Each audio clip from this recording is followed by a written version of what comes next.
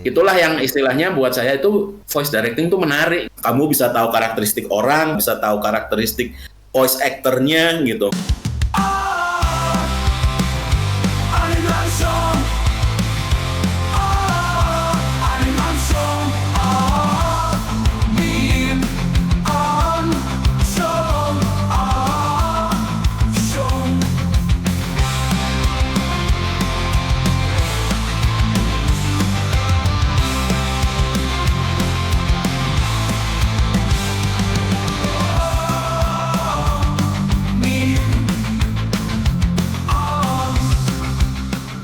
Guys, yoi, assalamualaikum warahmatullahi wabarakatuh. Welcome back again. Kembali lagi bersama kita di Anim Amsyong. Wow, selalu heboh, ya kan? Walaupun di bulan suci Ramadan ini kita selalu heboh, ya kan? Tetap semangat, Ngap. Antum puasa nggak nih? Alhamdulillah. Kalau antum bagaimana? Biji mana? Dilihat dari kumis dan semangat ini, ya alhamdulillah puasa dong. Alhamdulillah. Tinggal nunggu azan ya berarti ya? Iya, azan zuhur. Astagfirullah sih. Buat sholat zuhur maksudnya kan? Buat sholat zuhur. Masya Allah. Jadi gimana nih? Ini kita datangkan siapa nih?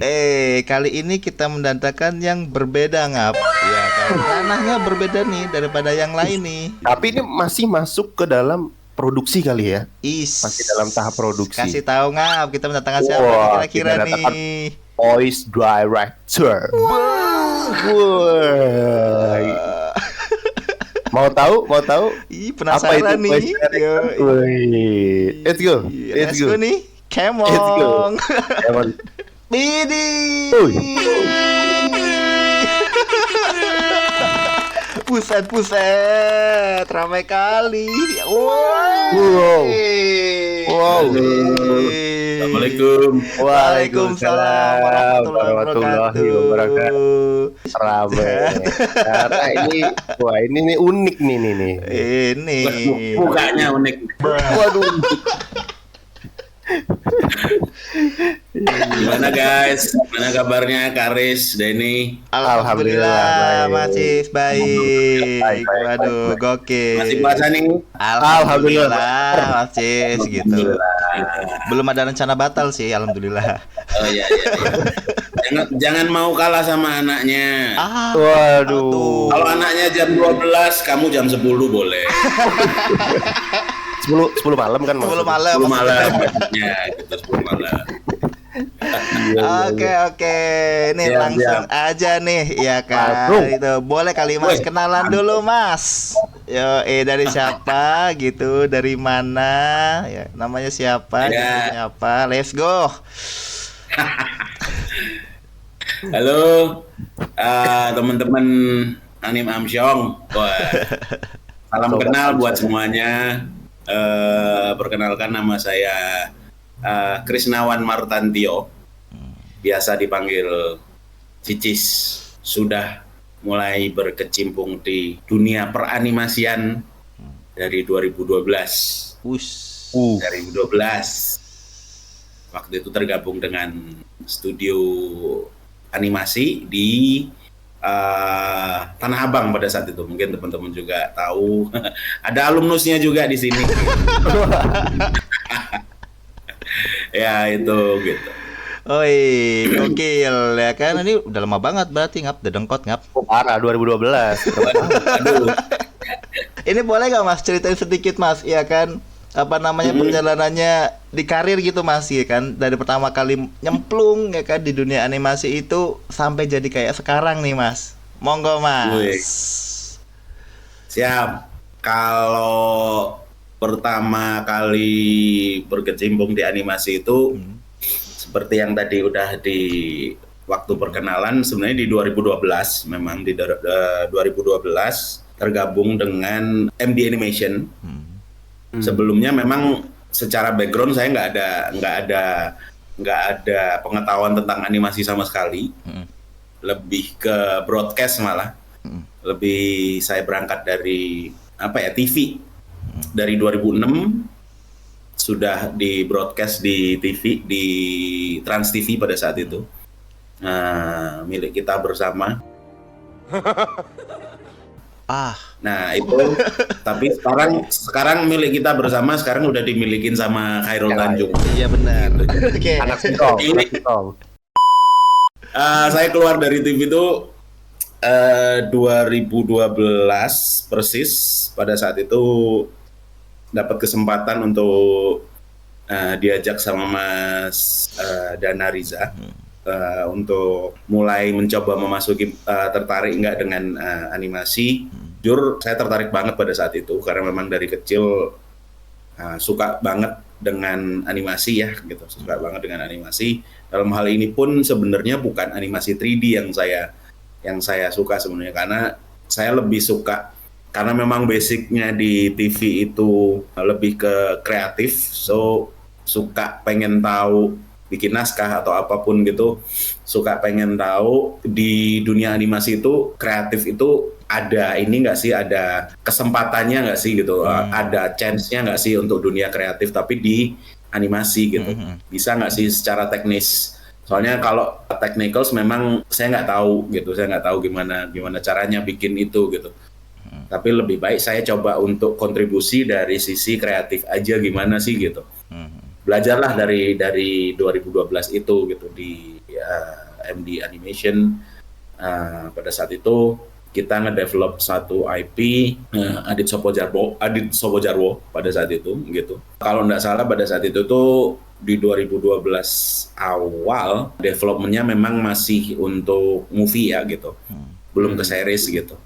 Nah ketika 2012 mulai start development untuk series, season 1 saya masih sempat join di MD Animation. Baru setelah itu saya pada saat itu dapat kesempatan di luar sih untuk ngerjain, karena di situ saya belajar di MD Animation, saya mulai belajar untuk production untuk animasi itu seperti ini gitu. Saya pengen tahu lagi level up-nya apa nih selain animasi gitu.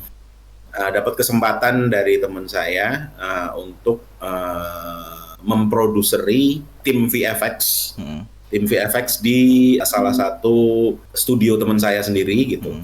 Nah, di situ dari 2012 sampai 2014 gitu. Nah, dari 2014 itu ngerjain beberapa project film sebenarnya, tapi VFX. Tapi saya juga nggak terjun ke teknisnya, lebih terjun ke production manager sih sebenarnya, lebih ke producer untuk production manajernya. Jadi nge-manage timnya, spreading ya hampir sama kayak production coordinator atau project manager kalau di animasi ya gitu.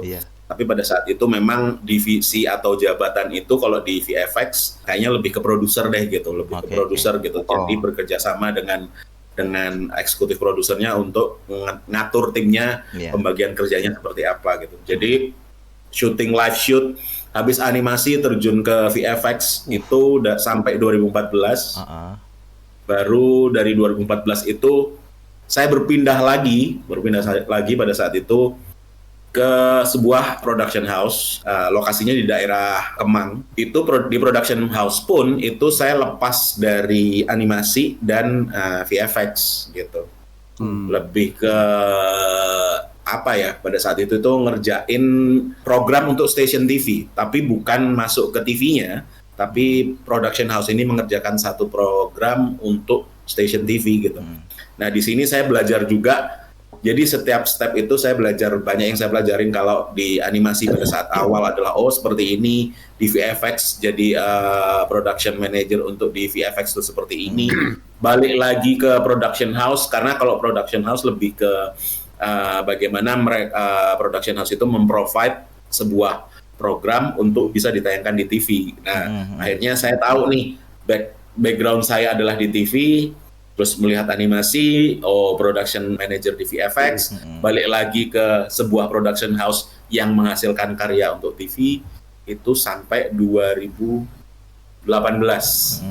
Nah, di 2018, saya akhirnya karena cintanya memang di animasi, 2018 kembali lagi ke animasi, dapat kesempatan untuk bekerja di The Little Giants gitu pada saat itu.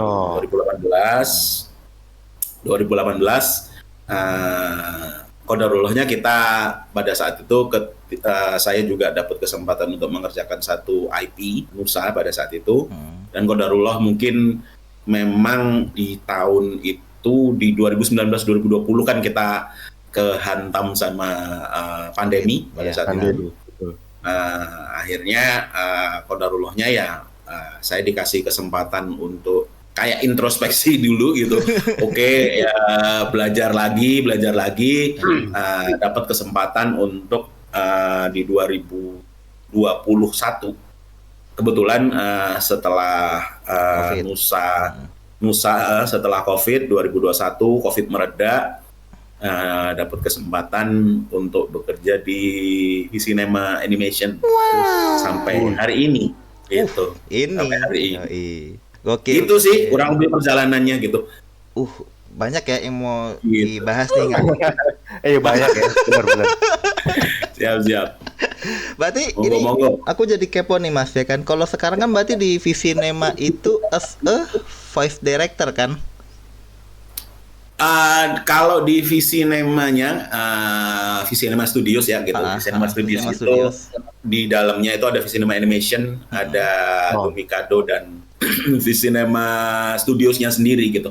Nah, lebih ke ini sih sekarang kalau di Visinema Studios jabatannya sebagai creative supervisor director juga gitu. Jadi voice director itu sebenarnya mainly-nya hanya ketika ngerjakan IP animation gitu. Jadi kalau utamanya sih lebih ke creative supervisor-nya gitu. Creative supervisor. Jadi memang dari dulu sampai sekarang kalau secara teknis lebih pahamnya ke kreatif di belakang layarnya, jadi naskah. Dan kalau voice director-nya sih lebih ke ini sih, lebih ke ketika kita ngerjain IP-nya membutuhkan voice directing. Saya pernah punya pengalaman voice directing dari Little Giants pun. Jadi itu yang dibawa sampai ke Visinema Studios sih gitu. Gitu sih. Oke. Berarti apa namanya voice director itu kayak sub dari apa namanya creative supervisor tadi. Iya, supervisor tadi. Oke, berarti tapi nggak semua ini ya, artinya ketika dalam sebuah studio ternyata jabatan creative supervisor itu nggak semua studio seperti itu sih. Nah, kebetulan karena memang saya punya kapabilitas di voice directing, ya saya ngebantu dari sisi itu juga gitu. Tapi mainnya adalah lebih ke creative supervising gitu. Nice. Gitu. Creative supervising berarti itu menyangkut overall ya Mas ya? Menyangkut overall. Pusing nggak tuh? Pusing karena nggak, kalau sebenarnya tadinya saya gondrong kayak Karis, cuman ya gitu. Kebayang lah ya gitu. Jadi kebayang susahnya seperti apa ya kan? Iya. Benar. Aku mau tanya kalau di awal kan Mas Cicis backgroundnya sebagai broadcast nih Mas. Betul. Setelah itu kan masuk ke MD, akhirnya develop Adit Sopo Jarwo yang backgroundnya 3D animasi. Betul. Gitu. Itu gimana Mas menyesuaikan yang tadinya nggak tahu gitu, nggak tahu teknisan animasi, akhirnya mau nggak mau kan harus belajar tuh Mas. Betul. Belajar teknis gitu. Itu gimana tuh nyesuaiin? Ya mungkin ini ya butuh waktu yang lumayan agak lama pada saat itu ketika dapat kesempatan dari Mas Dana untuk masuk di tim MD Animation pada saat itu mendevelop itu tuh butuh lumayan karena memang bener-bener saya nggak tahu secara teknis seperti apa dan yang saya ketahui adalah lebih dari sisi kreatif. Pada saat itu juga ada rekan saya juga yang ngebantu saya, salah satunya Mas Eki gitu, sama beberapa rekan saya juga yang ada di sana. Itu kita sama-sama belajar dari nol sih gitu, sama-sama belajar dari yang nggak paham mengenai teknis.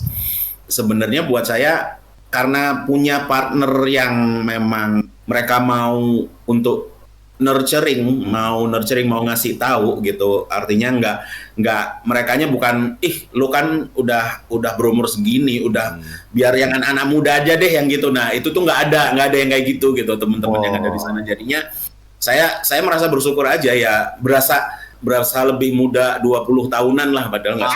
Oke. Gitu. Nah, berasa lebih istilahnya ya masa yang muda aja bisa yang seumuran saya nggak bisa gitu. Jadi mau nggak mau sedikit demi sedikit saya belajar gitu. Sedikit demi sedikit. Oh, ternyata proses animasi itu ada yang namanya pre-production ya. Oh, ada ya pre-production itu butuh segini waktu ya gitu. Oh, production itu animation itu butuh segini waktu ya. Oh, ternyata di bagian belakang itu masih ada post, itu butuh segini waktu ya gitu.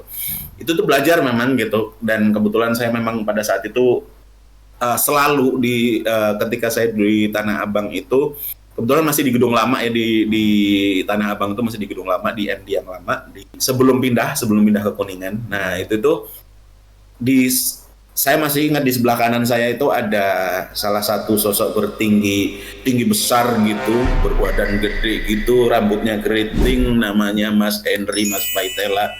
Nah itu di sebelah kanan saya. Nah beliau yang lumayan udah cukup senior di animasi gitu. Saya selalu nanya sama beliau gitu. Saya selalu appreciate beliau ngasih nurture ke saya juga. Oh ini gini mas, oh ini gini mas, oh ini stepnya harus seperti ini mas gitu. Nah dari situ saya belajar. Oke, kalau memang saya nggak bisa belajar di teknis, atau menurut saya adalah oke lah saya mungkin telat untuk belajar di teknis, yang bisa saya lakukan adalah ya udah non teknisnya yang saya akan kuasain nih gitu. Karena belum telat untuk saya untuk belajar non teknis, which is itu adalah manajemen. Manajemen apa? Manajemen how to manage timnya, how to manage emotionnya, how to manage moodnya. Itu yang saya jagain sih gitu. Nah artinya production kan nggak cuman teknis ya gitu, ngejagain mood dari artisnya, ngejagain timeline dan deadline-nya tetap sinkron gitu. Karena pada saat saya di MD Animation, tugas saya juga bersama Mas Henry, kita ujung tombaknya production pada saat itu gitu.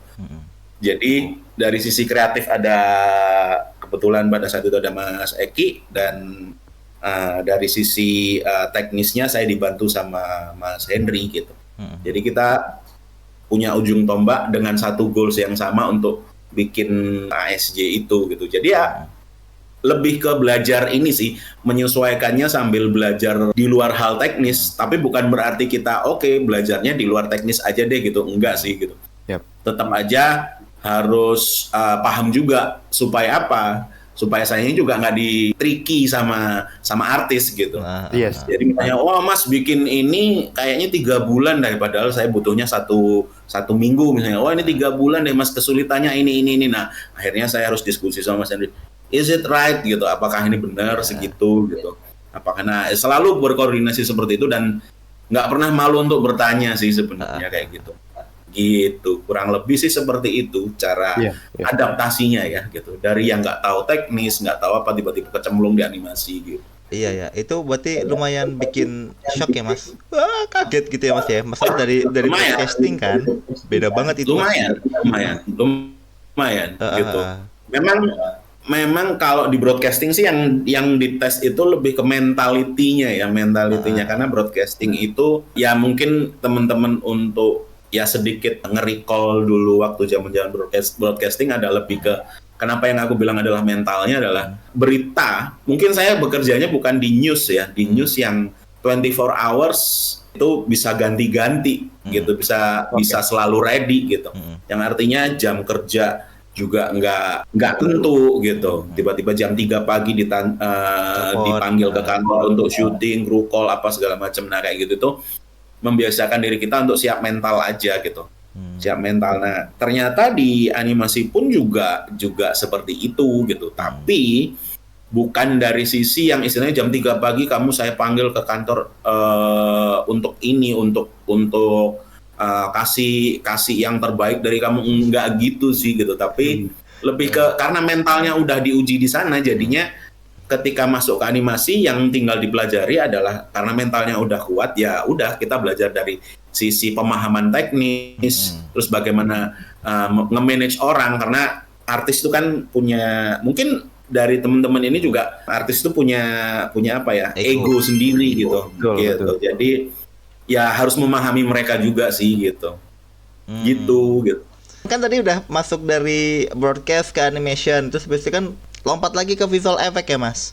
Betul. Visual effect itu seperti itu juga Mas, gitu, memanage tim lagi gitu dan sebagainya lagi gitu. Nah dari visual effect itu apa nih Mas yang membedakan sama animasi sendiri nih Mas? Secara tantangannya kah? Secara apa namanya, keseruannya kah gitu? Itu gimana tuh Mas? Challenge-nya sih sama sebenarnya, karena kita berurusan dengan artis yang istilahnya ya ini teknis juga gitu, lebih ke teknis juga. Bagaimana kita menggabungkan efek visual dari live shoot ke gambar yang ada, yang sudah kita record gitu, yang materi footage yang sudah kita record, terus kita tambahkan efek visual, dan kita berusaha untuk bikin efek visualnya itu nyatu gitu. Sebenarnya dari kita kan juga, dari tim kita pada saat itu juga ada istilahnya lead-nya yang istilahnya beliau itu sebagai kacamata dari sisi teknis dan visual ininya, visual kayak apakah ini ngeblend apa enggak gitu. Apakah ini ngeblend, karena kan visual effect ya harus punya makna seperti itu, karena nggak mungkin kayak misalnya ada satu karakter pakai sling terus slingnya dihilangin. Oh udah itu aja, tutup aja sama gambar apa gitu slingnya biar nggak kelihatan gitu. Ya kan kelihatan aneh aja gitu. Iya, benar. Secara artistik itu ada art directornya juga gitu. Nah artinya perbedaannya lebih ke masalah bagaimana ya yang kemarin kita melihatnya dalam bentuk 3D gitu, dalam bentuk 3D animation. Saat ini kita dapat materi footage-nya itu real gitu, materi footage-nya itu yang di-syutingkan, dan kita sudah harus siap dengan challenge apapun gitu. Misalnya kayak background-nya green screen nih gitu.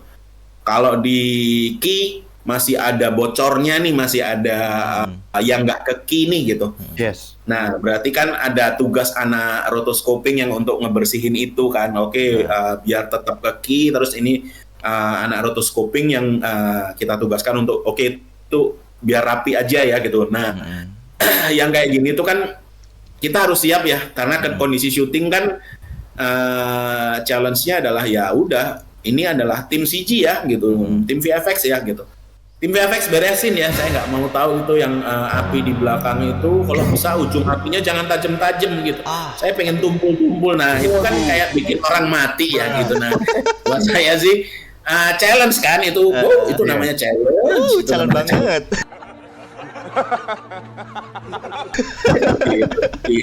Namanya challenge. Nah, artinya ini yang saya bilang sebagai challenge karena ya udah bagaimana cara mengkomunikasikan itu dengan artisnya. Lagi-lagi di sini adalah masalah manajemen gitu. Ada artis yang memang dia menguasai, oh mas tenang aja kalau saya bisa tuh bikin kayak gitu gitu. Tapi saya nggak bisa kalau misalnya saya nge-tracking nih gitu. Misalnya ada yang kayak gitu. Emang harus disesuaikan artis yang ini kelebihannya di mana, artis yang ini kelebihannya di mana. Dan kalau misalnya dalam satu film itu ternyata banyak ke tracking, nggak mungkin kita kasih ke ini semua kan gitu. Yang lain juga harus coba ini. Nah, bagaimana yang lain ini bisa ditugaskan untuk bikin itu, jatuhnya lebih ke ya cobalah aku minta si anak ini untuk belajar dari yang memang dia bisa gitu. Karena apa? Ini bukan cuma untuk meningkatkan, ini buat efisiensi tim ya, bukan, tapi lu kan juga akan nambah ilmu lu gitu. Jadi lu nggak cuma nambah ya kerjaan gua nambah, enggak gitu, tapi kamu kan juga belajar. Artinya kamu juga punya ilmu lagi baru gitu. Jadi nggak akan tertutup nih wawasan ilmunya, nggak akan tertutup nih, kamu bisa banyak belajar gitu. Nggak rugi kok sebenarnya kayak gitu. Lebih ke situ sih kalau dari VFX ya gitu. Challenge-nya lebih di situ. Iya. Benar. Lebih matangin mikirin apa yang didapat dulu aja, ilmunya apa gitu. Baru untuk kenapa itu danuinya gitu. Selain dari sisi untuk kerjaannya, ya itu pasti nantinya itu ya kan. Nanti kedepannya kan untuk jangka panjang gitu. kamu akan dapat yang lebih worth it nih gitu kan. Betul. Betul. Ilmunya akan nambah terus Iya, gitu iya. karena ya ilmu nggak bisa stop di situ sih gitu. Iya. Karena saya menguasai ini ya udah sayanya ini aja deh gitu. Iya. Kerjaan nggak bisa kayak gitu, bro. Aduh, Iya. sangat egois sekali. Kerjaan nggak bisa begitu. Nih kalau aku mau tanya, tadi kan setelah dari VFX terus sempat bikin program juga di PH, lalu yang sekarang tuh masuk ke Visinema sebagai creative supervisor dan juga tadi voice director. Nah, ini nih kata apa menurut aku voice director nih aku belum tahu banget nih Mas, ini kerjanya ngapain sih Mas sebenarnya? Kayaknya apa ya? Kayak tahu tapi kok ngapain gitu loh. Familiar tapi kayaknya asing Familiar. didengar. Yo. Susah tuh. Iya. Tuh, gimana tuh gitu. Monggo Mas. Dimulai sebenarnya kalau voice director sebenarnya voice itu kan suara, director adalah direct sebenarnya gitu. Ya, sebenarnya adalah mendirect suara gitu. Oke, gitu aja sih. Oh. Enggak. Singkat padat. Direct. Singkat padat dan efisiensi lah kan balik lagi kan. Saya call back gitu. Nah, enggak sih. Masuk. Sebenarnya sih sebenarnya pekerjaan voice directing itu kan sebenarnya bukan cuman di kita aja ya gitu. Di dunia animasi itu nggak cuman itu juga. Voice directing itu sebenarnya banyak gitu. Saya itu termasuk yang sangat junior di voice directing karena saya juga bukan seorang voice actor gitu. Biasanya saya ketemu voice directing itu baru jujur aja di MD Animation gitu. Ketika kita mengerjakan seriesnya Adit Sopo Jarwo pada saat itu gitu. Saya mengenal profesi ini ketika memang kita ngerjain itu gitu. Nah, dari situ tuh sebenarnya saya udah mulai tertarik nih gitu karena basicnya dari saya sendiri itu punya apa ya, dari kecil itu memang suka acting gitu di depan kaca gitu, acting di depan kaca. Terus habis gitu istilahnya kalau sama dalam bahasa Jawa itu kalau misalnya setiap ketemuan pas lebaran, pas apa segala macam, saya tuh suka apa ya, ngelucu lah gitu di depan mereka gitu. Misalnya jadi kayak anak, ini siapa sih ngebanyol gitu. Terus habis gitu sehingga bukan untuk menjadi center of attention, tapi saya suka untuk bikin orang lain ketawa gitu. Saya suka untuk bikin orang lain ketawa, which is itu menghibur gitu. Sehingga ini kebawa ke bagaimana pembawaan saya ketika saya di broadcast. Sebelum di broadcast saya pernah sebenarnya bukan ke teater sih, karena pada saat itu tuh saya pernah ikut pentas di jauh banget ya istilahnya di SMA pada saat itu sebelum masuk kuliah itu. Ngikut di situ terus di depan banyak orang gitu. Dengan kemampuan saya untuk bisa tampil di depan banyak orang, itu tuh membuat saya punya keberanian untuk ya udah berakting deh gitu.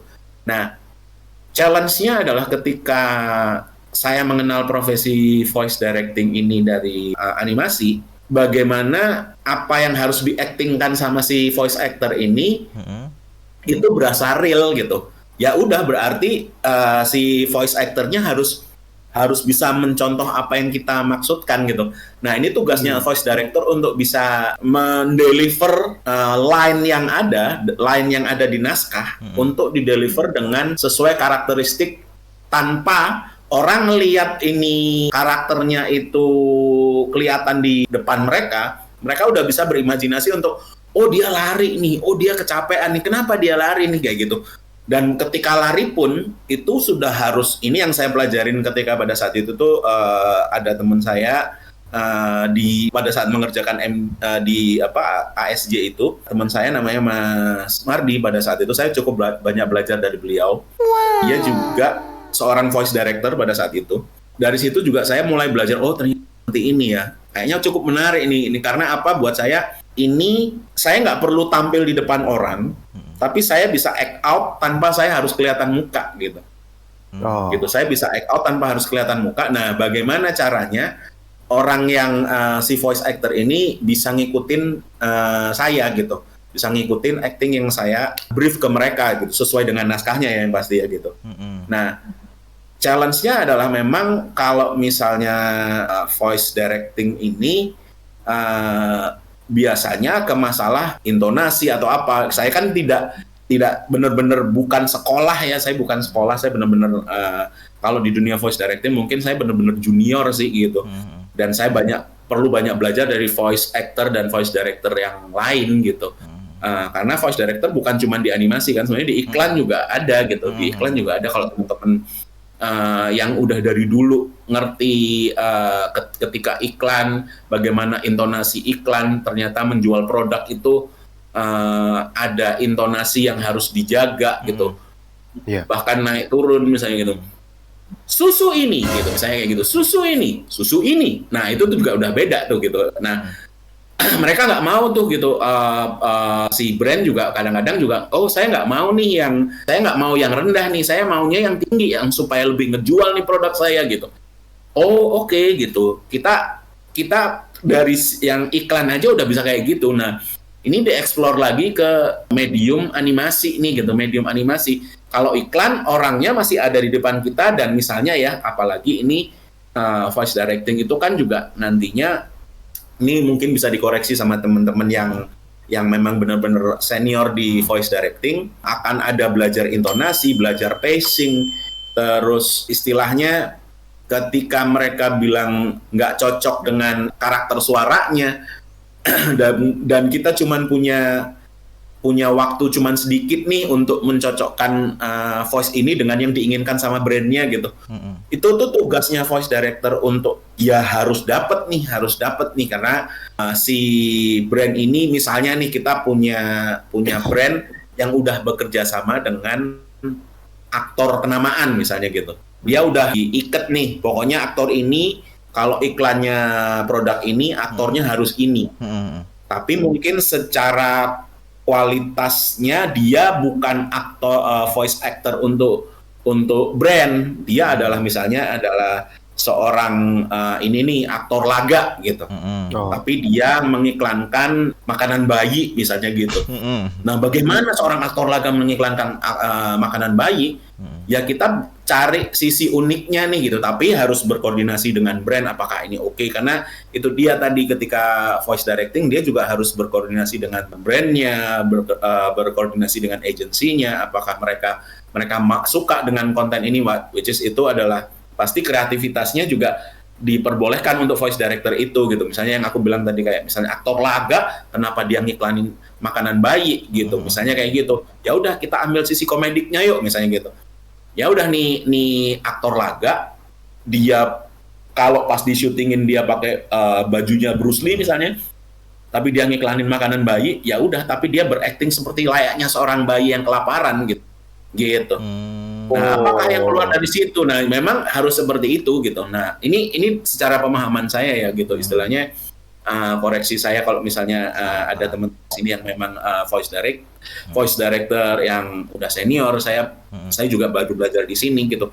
Yang saya pahami adalah ya udah berarti yang memang goals-nya dari tiap-tiap project, tiap-tiap baik itu iklan ataupun itu IP animasi, emang sudah pemahaman untuk voice directing, dia udah dari kontennya aja dia udah harus cukup paham. Oke, ini aku akan bawanya ke sini nih, aku akan bawanya ke sini gitu. Tapi lagi-lagi itu akan berkoordinasi juga dengan kliennya seperti apa gitu. Kebetulan saya juga pernah jadi dubber di salah satu iklan bank pada saat itu gitu. Iklannya masih ada gitu, cuman saya jadi pengalaman nih gitu. Ketika ngedubbing iklan seperti ini nih. Pada saat itu saya bukan voice directing gitu, tapi saya ngedubbing iklannya gitu. Karena dari kliennya minta, ini dia harus orangnya medok nih, agak medok nih gitu. Terus karakter suaranya seperti ini nih, nah mas ini aja gitu. Saya bingung kenapa harus saya gitu. Nggak mas ini aja, nggak apa-apa karena ini cocok nih karakteristiknya. Ya udah deh saya coba. Begitu dicoba ternyata kliennya suka. Nah dari situ saya belajar, oke gitu. Ternyata dubbing seperti ini ya. Itu pun baru pertama kali saya gitu, pertama kali. Dan dari situ saya dapat ilmunya, oke. Dan ketika ngedubbing itu kan ada voice director juga. Nah saya belajar dari situ, oke. Ternyata seperti ini, dia itu ngarahin saya supaya dapat sesuai dengan apa yang diinginkan sama brand pada saat itu gitu. Nah, belajar dari situ akhirnya saya tahu, oh oke, ternyata sepenting ini ya voice directing ya gitu loh. Dia bisa membawa ke semua sisi nih. Betul. Kalau misalnya di animasi, dia bisa membawa ceritanya seperti apa. Teman-teman mungkin juga bisa tahu, kita yang dari kecil aja udah terbiasa mendengar suara Doraemon yang sudah didubbing ke Indo gitu. Ketika teman-teman nonton Doraemon yang versi 3D animation, Stand By Me lah gitu ya, gitu. Tapi yang versi Jepang, teman-teman akan ngerasa kenapa ya ketika suarakan menjadi Indonesia, saya lebih dekat dengan yang Indonesia gitu. Tapi ketika pakai bahasa Jepang aslinya, kayaknya secara emosional lebih dapat, lebih berasa gitu, gitu. Jadi itulah yang membuat saya tuh tertarik. Ternyata apa yang sudah saya dengar pada saat saya masih kecil nonton Doraemon, ketika dia didubbing oleh Nobita gitu misalnya gitu-gitu, terus tiba-tiba ke Jepang tuh Nobita good, misalnya kayak gitu, ya gitu-gitu tuh kan bisa kayak gitu. Nah kayak gitu tuh jadi berasa kayak emosinya lebih dapat yang Jepang ya gitu. Tapi memang ketika disuarakan menjadi Indonesia kan bukan berarti kita bikin kualitasnya jadi nggak bagus, enggak, itu karena memang harus sesuai sama pasarnya kan sebenarnya gitu. Betul. Kayak majority sama pasarnya itu seperti apa gitu. Ternyata banyak penonton Doraemon yang, karena Doraemon itu udah dari dulu banget, dari saya kecil juga sudah ada gitu. Terus saya mikir ya udah berarti kita lebih terbiasa dengan itu gitu. Lebih terbiasa dengan itu, jadinya kita menikmati itu gitu. Tapi ketika kita selalu membandingkan dengan kenapa voice acting di animasi luar itu begitu natural, karena benar-benar apa yang di-take di sana, di-take sama mereka, itu diambil, karena mereka kan gini ya, ada yang sistemnya voice actingnya itu dalam satu ruangan, ada berapa orang aktor yang saling tektokan gitu. Oh, iya. Karena apa? Yang mau diambil itu ambience-nya itu. Ambience-nya itu yang artinya ya udah kayak kita ngobrol bertiga ini nih, dalam kita bertiga ini kita ngobrol apa segala macam, seenak ini kita tektokannya gitu. Tapi kalau misalnya Denny sendirian, misalnya Denny sendirian, Karis sendirian gitu. Mas mau nanya dong, kalau ini kesulitannya apa ya? Nah, itu di take 1. Di take berikutnya, saya nunggu jawaban dari pertanyaan dari Karis. Karis tadi nanya apa? Apa perasaan ini? Oh, kendalanya. Oke, saya jawabnya begini. Habis itu, yang masukin kalian, itu feels-nya nggak akan dapet. Iya. Karena apa? Karena saya harus nunggu respon, saya harus ngerespon kayak gimana ya, gitu. Begitupun juga sama gitu, ketika saya harus menjawab Karis, wah kalau aku gini Karis, kalau aku gini Denny gitu. Kalau aku menurutnya gini, tapi ketika aku ambil ke gambarnya Karis sama Denny juga lagi gitu, kayak nggak enak gitu. Beda dengan kita bertiga sekarang live gitu, misalnya ya, bukan kita lounge di dalam satu ruangan yang sama, ada respon yang ketika aku ngobrol sepanjang ini, kalian itu ngerespon dengan oh iya betul, nah kayak gitu-gitu, itu numpuk di suara aku, gitu. Jadi kayak aku lagi ngomong terus kalian numpuk, itu natural gitu. Which is saya itu kalau secara personal memang lebih suka yang dialog konversasional yang natural gitu. Kalau dikatakan apakah lebih suka yang ini atau suka yang itu, jujur aja kalau aku sih sukanya yang memang natural gitu. Kayak kita ngobrol biasa aja, karena memang kita kan ya sosial, kita kan sosial ya, artinya makhluk sosial yang istilahnya kalau ngobrol ya udah ngobrol aja. Kayak misalnya cowok ya gitu, cowok kita lagi nongkrong di warung kopi, terus lagi diem nggak ada temen diajak ngobrol, kita ngajak ngobrolnya ya ini tukang warung kopinya, Mas ini udah laku berapa hari ini, cuman itu gitu ya, sesantai itu gitu. Kita buka omongan apa segala macam itu. sesantai itu gitu. Maksudnya karena saking naturalnya, ya responnya itu banyak. Ada yang satu yang kamu misalnya berharap, habis aku nanya mengenai masalah hari ini mie instan laku berapa nih gitu. Aku berharap jawabannya, hari ini laku 10 mas gitu. Tapi yang ternyata dijawab sama dia, kalau natural, ya dia jawab terserah dia dong gitu. Artinya kita harus siap dengan jawaban dia gitu. Kalau misalnya, apain sih nanya-nanya gitu.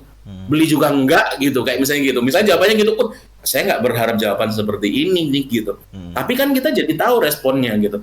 Jadi ini ada yang aku bilang dengan natural. Natural ya kayak kamu ngomong, responnya apa ya kamu harus siap dengan itu gitu. Gitu. Wah, gokil guys, ya kan? Gokil, parah. Ini di Visinema ada voice director. Nah ini, ini nih ada yang lagi hype banget nih mas. Filmnya lagi melambung, ya kan? Trailernya mana-mana. Lagi viral. Melambung nggak? Lagi viral, ya kan? Nah ini Visinema kan habis ngeluarin announcement, ya kan? Lebaran guys nonton, ya kan? Oke. Itu namanya film Jumbo mas itu. Nah itu Mas Cicis berkontribusi juga ya mas katanya di film Jumbo itu mas. Ya alhamdulillah. Gokil. Nah ini mas, kriteria nih mas untuk bisa jadi kayak voice talent yang dibutuhkan, yang bisa mas Cicis ngelihat, ini suaranya bagus nih, cocok nih jadi bapaknya Jumbo, cocok nih jadi tantenya Jumbo. Nah itu apa sih mas kriterianya mas, terutama di film ini nih mas yang lagi booming nih? Yang pasti sih pertama sebenarnya sih di semuanya ya, di animasi baik series ataupun movie, mungkin yang membedakan memang skalanya ya gitu. Skalanya kalau movie hopefully voice actor-nya itu juga diharapkan juga bisa memerankan karakter yang ada di dalam movie-nya sesuai dengan suaranya itu mewakili itu karakteristiknya gitu. Jadi dari awal sih memang prosesnya pertamanya pastinya adalah karakter di naskahnya itu mau seperti apa gitu. Karakter di naskahnya mau seperti apa gitu. Dan biasanya saya sama director itu kita mencoba untuk mencari beberapa alternatif voice actor gitu yang kita ajukan ke produser pada misalnya ada momen di mana di naskah itu kan kita selalu ngereading satu naskah full gitu. Satu naskah full terus kita menemukan kayaknya ini cocok deh diperankan oleh ini gitu, karena kita tahu secara karakter voice kita kan juga riset ya, kita juga riset kebetulan untuk karakter yang udah cukup, misalnya kan dalam satu movie itu ada ratusan atau puluhan karakter gitu yang ada di dalamnya gitu. Secara karakteristik, ini si A ini cocok untuk ini, si B ini cocok untuk ini, si C itu cocok untuk ini. Nah itu tuh kita klasifikasiin. Oke, kita taruh ini dulu ya namanya ya gitu. Ketika ditaruh namanya, baru kita kerucutkan. Oke, yang si A ini ada alternatif lain nggak gitu? Ada alternatif lain nggak kalau ini bisa atau kalau misalnya si karakter A ini bisa kok dia bisa pecah suara menjadi 17 suara gitu misalnya gitu. Iya gitu. Tapi kita pilihnya satu aja. Mau 17 kita pilihnya satu. Nah, misalnya ya itu ya. Tapi istilahnya kita akan coba untuk sesuaikan voice actor-nya itu sesuai dengan karakteristik dalam filmnya gitu. Karakteristik misalnya dia adalah antagonis, berarti antagonis ya apa sih yang kalau aku misalnya harus nanya ke teman-teman, misalnya ke Denny, ke Haris, misalnya nih kalau teman-teman ngelihat kalian sudah lihat film animasi baik Indo ataupun luar, baik 2D ataupun 3D, ketika saya ngomongin antagonis yang ada dalam mindset kalian dulu, pertama saya minta cowok antagonis, karakter laki-laki, mau bocah mau orang tua apa yang ada dalam mindset kalian dulu. Kalau aku boleh nanya ini jadi nanya balik. Boleh. Nggak apa-apa, aman mas. Ya oke. Misalnya aku nanya ke Haris dulu gitu. Oke. Antagonis laki-laki. Apa yang dalam mindset kamu suaranya harus gimana? Suaranya harus satu aja. Harus tengil mas. Harus songong. Tengil. Betul. Dari Denny. Tegas sih Mas kalau aku. Tengil, tegas. Kalau aku misalnya ya, tengil, tegas, kita udah nemu 2 nih gitu. Tengil, tegas. 1, aku nggak peduli cowoknya gede, kecil, umur, masih bayi, antagonis ya, kayak kali ya bayi antagonis ya, gitu. Misalnya, oke, aku mau yang suaranya berat. Oh ya, oke. Iya nggak pikir. Misalnya gitu. Bener. Tengil, apa tadi, Denny, tegas, terus suaranya berat. Oke, kita cari lagi dari produser ada masukan apa gitu. Dari director mau ada masukan apa gitu. Nah, oke, tengil, tegas, ini apa segala macam kita jadikan satu. Terus kita cari apakah karakter yang sudah kita pilih voice actornya ini cocok dengan semua kriteria yang kita udah sepakatin nih gitu. Gitu. Karena setelah itu baru kita bisa ngerucutin nih aktornya seperti apa. Oh ini bisa, oh ini nggak bisa, oh ini bisa, ini bisa tapi di drill. Ini udah naturally seperti itu gitu. Jadi ada karakter yang istilahnya born naturally, dia tengil, tegas sama ini, udah nggak usah acting gitu. Itu kan mempermudah saya ya gitu. Yes. Tapi ada yang tengil, tegas tapi karakter suaranya itu cukup tinggi gitu, nggak bisa berat, tapi bisa nggak ya dibikin berat? Nah itu tugasnya saya, gitu. Kita coba ya gitu, karena kan masih istilahnya ada proses di mana itu tuh nggak kita langsung dapet. Ada proses di mana kita tuh nge-casting dulu, gitu, casting dulu. Ketika di casting, tugas saya sama director untuk melihat, kayaknya ini bisa mas, tapi boleh nggak mas coba untuk diberatin sedikit suaranya, dan itu saya selalu ada dalam pengawasan director untuk dicoba Mas Icis gimana sedapatnya dia gimana. Kurang lebih seperti ini nih. Ternyata tegas, tengil dia dapat, beratnya dia belum, tapi coba di act out, coba di actingkan, kita kasih line dari naskahnya gitu. Dialog dari naskahnya kita ambil ketika dia marah, ketika dia sedih, ketika dia berakting, itu dia yang aku bilang dengan karena kita harus act out. Dan yang didengar sama orang-orang kan pasti suaranya aja, bukan mukanya gitu. Benar. Dan kita kan nggak akan pernah tahu mukanya sampai cast reveal kan nantinya gitu. Cast reveal ketika movie-nya udah mau tayang, cast reveal-nya siapa, baru kita tahu, oh ini yang ngisi gitu. Kayak gitu kan gitu. Nah barulah kita tahu, oh secara karakter seperti ini nih, oh secara karakter seperti ini nih. Nah orang hanya believable dengan actingnya, orang hanya believable dengan suaranya gitu. Nah itu tadi ketika ternyata pas di casting, oh beratnya bisa kok gitu, bisa kok, cuman mungkin karena dia suara aslinya nggak berat terus sama dia dibikin berat, konsekuensinya adalah satu, dia harus menyesuaikan untuk bisa seperti itu, yang artinya berarti ada momen ketika nanti ngetik, kan ngetik itu selalu berulang-ulang sampai kita dapat gitu.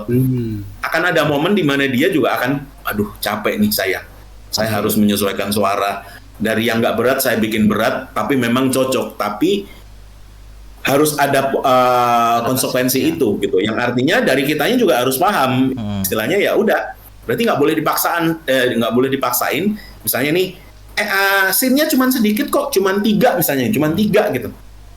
Tapi dia cuma bisa sehari 1 gitu misalnya gitu. Tapi ini aku bilang misalnya ya, artinya betul. Kan kita harus nentuin, karena kita maunya adalah dapat yang sesuai dengan apa yang kita inginkan gitu, yang diinginkan sama director, sama produser, dan teman-teman yang lain dari sisi production, sama saya sebagai voice director untuk bisa mendapatkan suara itu gitu. Sehari bisa 1 itu bisa aja gitu, ngetik berkali-kali sampai 40 kali, 50 kali itu bisa gitu. Possible gitu, cuman proses ini kan juga sangat tidak efektif sebenarnya gitu. Makanya ada pertimbangan, ya udah akhirnya kita coba pakai yang emang natural, tapi dia itu nggak perlu effort untuk ngubah suaranya gitu. Gitu.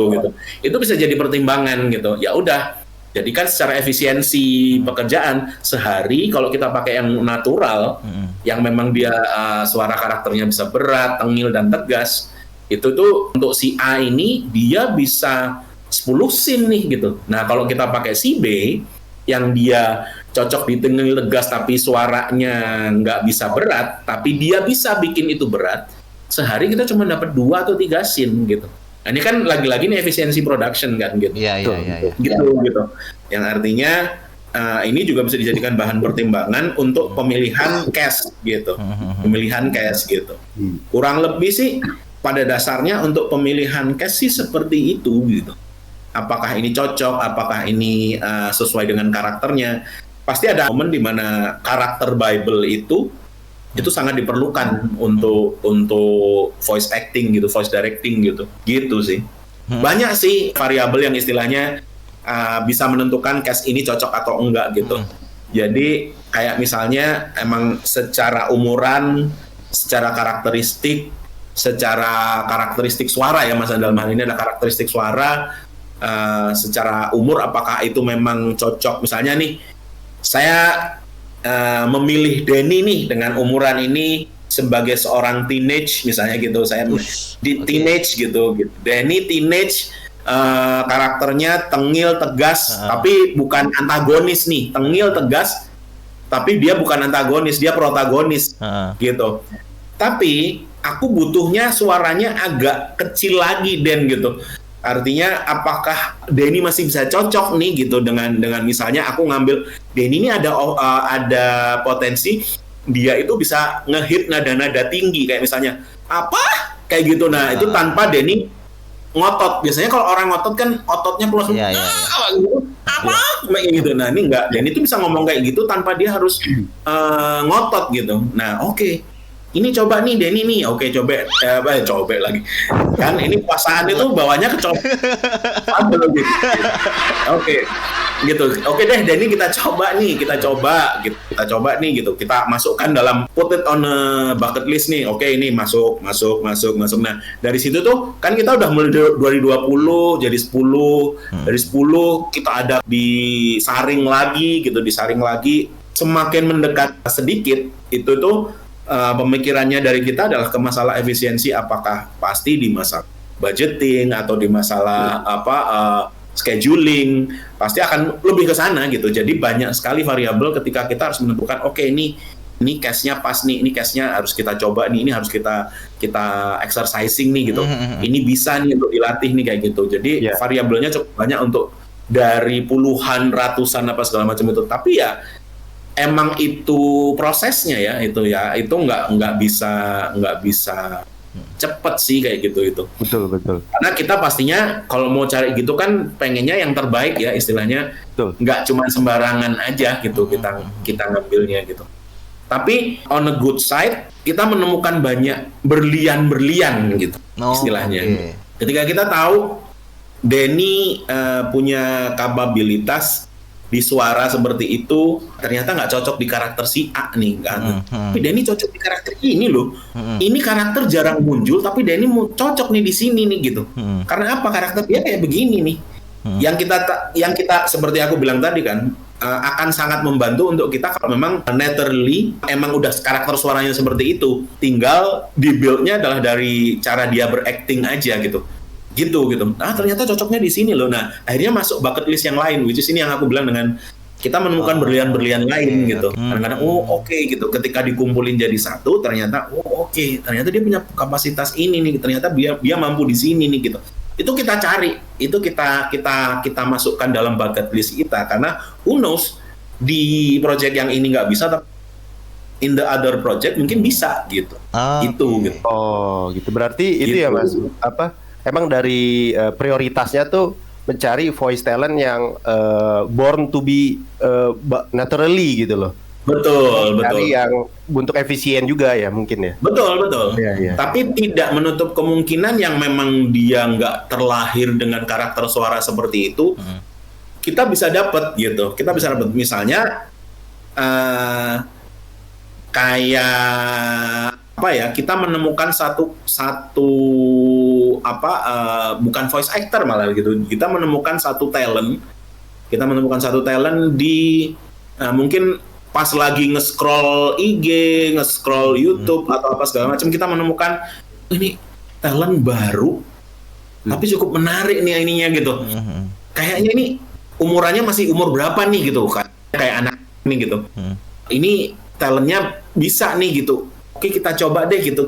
Nah kadang-kadang nemuinya dari situ dulu gitu. Terus begitu masuk kita coba, medianya kan banyak ya, nggak cuma punya IG, TikTok dan segala macamnya, karena sekarang sosmednya cukup banyak nih gitu.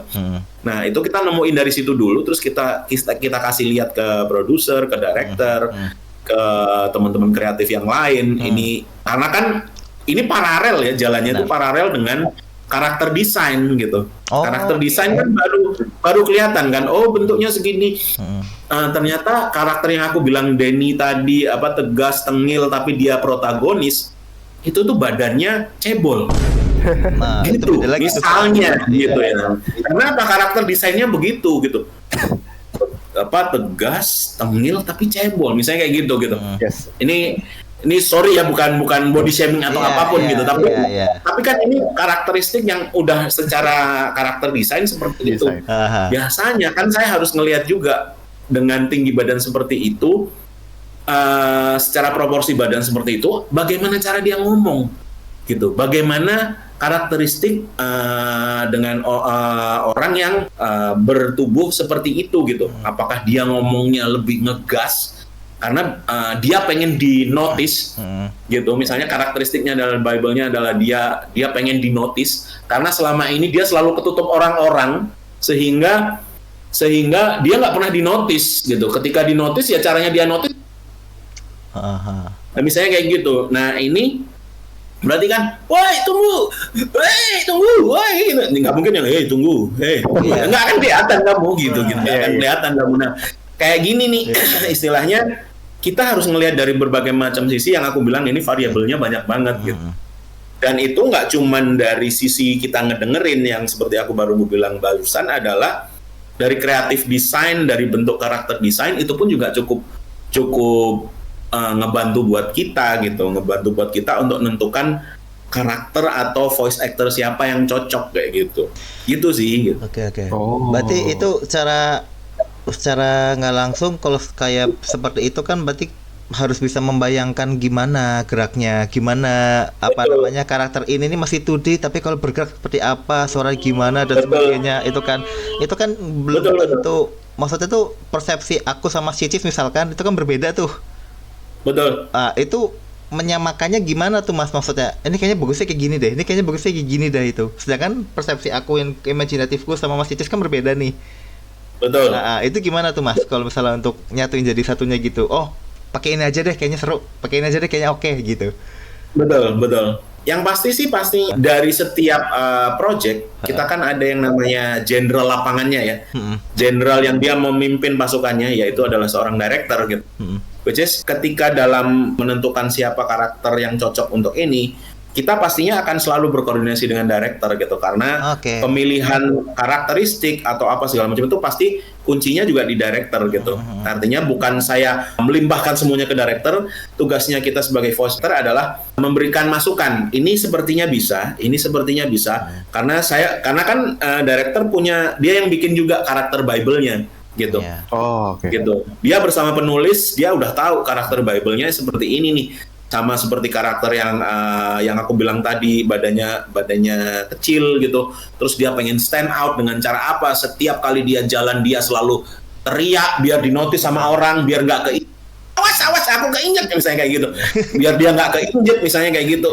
Jadi kan sebenarnya ini kan karakteristik gitu, dan ini itu biasanya ada dalam mindset jenderal kita gitu. Director ketika dia udah tahu apa yang mau diambil, ketika dia udah tahu, oke, aku lebih suka yang ini, dan aku tuh akan selalu voice director akan selalu berkoordinasi dengan director apakah ini cocok atau tidak. Ketika director itu pun sudah oke dengan ininya, ini kita diskusi juga dengan para produser gitu. Para produser, oke, ini kayaknya aman deh gitu. Kalau misalnya ini kita coba, tapi kita coba cari alternatif lagi satu, gimana gitu. Itu nggak apa-apa. Karena keputusan itu pasti akhirnya akan ada di tangan director dan produser juga gitu. Gitu. Dari kita hanya bisa semampu kita untuk bisa mengelaborasikan apa keinginan dari director dan produser. Kalau divisualisasikan secara gambar seperti itu, kalau divisualisasikan visual kan bukan visual ya gitu. Imajinasi. audio kan gitu. Di audio kan itu adalah dengan cara ya udah berarti kita akan bikin sampel audionya dulu, kita masukkan dengan gambar 2D yang tanpa karena kan kalau misalnya mungkin teman-teman tahu di proses karakter desain kan kita nggak hanya ngelihat dia dari depan. Iya. Kita ngelihatnya dia dari samping, dia ngelihat dari belakang, kita dari atas bawah. Dan ketika itu sudah bentuknya yang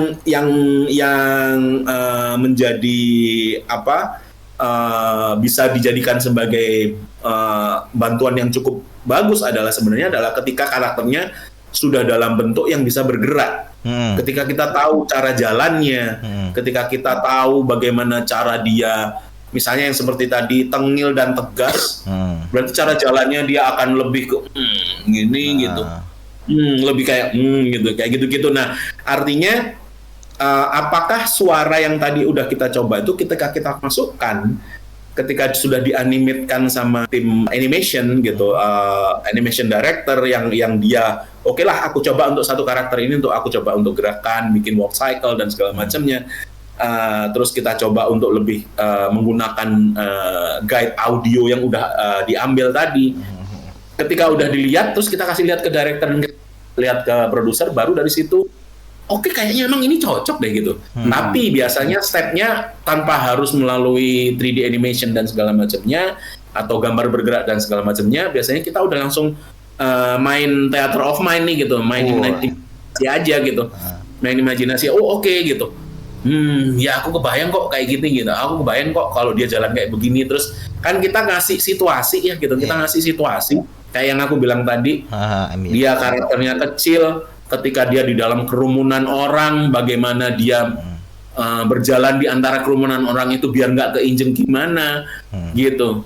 Nah itu tuh ada momen di mana dia juga harus stand out dari suaranya, nah kayak gitu itu ada gitu. Nah ini yang akan diambil sampelnya untuk dimasukkan dalam gambar karakter desain, terus udah diperdengarkan ke produser, diperdengarkan ke director, itu udah cukup gitu. Gitu. Jadi director akan merasa oke, ini cukup sih, pakai ini aja yuk gitu. Itu sih. Gokil. Iya. Berarti apa namanya, kalau aku bisa ambil tarik garis lurus itu, dalam setiap karakter itu personality-nya itu memang sangat berpengaruh untuk kesemuanya ya Mas, termasuk ke voice actor, termasuk ke animator nanti, termasuk ke yang bikin. Oke, ya. Berarti kan kuncinya ada di dalam naskah cerita dan ininya tuh. Apa si karakternya mau seperti apa dulu nih? Betul. Personality-nya mau kayak gimana, karena itu akan mengaruh ke banyak sisi divisi nih. Oke. Betul. Kayak sebenarnya kalau misalnya lingkupnya adalah yang seperti tadi Denny bilang adalah ini kan movie nih gitu. Ini kan movie. Saya kan ketika kemarin Nusa The Movie, saya juga nge-voice di situ, di Jumbo juga sama. Prosesnya sebenarnya adalah ketika kita ngambil voice directing dengan ininya, si karakternya itu juga divideoin gitu. Karakternya itu kan juga divideokan gitu. Bukan cuman ini keperluan BTS nih, enggak gitu. Kenapa? Karena kita jadi tahu karakteristik ini ya, karakteristik gesture dari badan ketika dia ngomong. Itu bisa jadi masukan buat animator untuk ternyata kalau ngomong gini dia enak ya ngomongnya ya.